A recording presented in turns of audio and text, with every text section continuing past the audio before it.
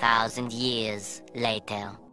Yo, what's up mga ka-idol? Ayan, nandito na naman po tayo sa isa na naman nating video mga idol. At gagawa nga tayo ng school uniform. Ayan, ito po ay short ang ating ginagawa mga idol.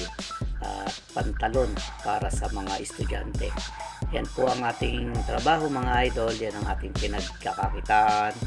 Hindi man ganun kalaki mga idol ang ating kinikita sa pagiging mananahi natin, hindi naman magugutom ang pamilya natin mga idol. Kaya ako'y nagpapasalamat sa at natuto akong manahi. Ayan mga idol, madali lang naman manahi mga idol kapag gusto mo talagang matuto. Pwede ka namang manood sa mga videos na tutorial. Yan, katulad ng ginagawa ko mga idol. Importante lang naman dyan mga idol para matuto kang manahi is matutunan mo yung mag-control ng makina.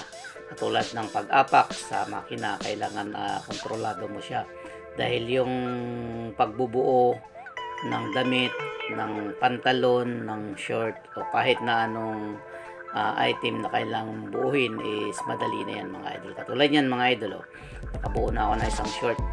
Yan. Kaya napakadali lang mga idol, kaya hindi ka mahihirapan kung matuto kang umapak sa makina.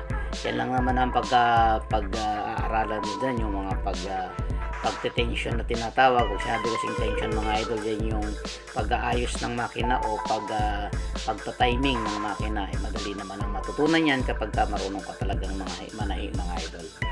Ayan, tuloy-tuloy lang tayo dyan. Yan ang trabaho ko mga idol. Yan ay tahian dito sa amin. Monday to Saturday mga idol ang pasok ko dyan. Minsan pag talagang sinisipag ako mga idol, kahit linggo pinapasukan ko na, dagdag sahod din o dagdag income din mga idol. Ayan. Salamat idol sa inyong mga panonood. Sana suportahan nyo ang aking mga vlog. Maraming salamat sa lahat ng mga nag-subscribe, sa lahat ng mga nanood.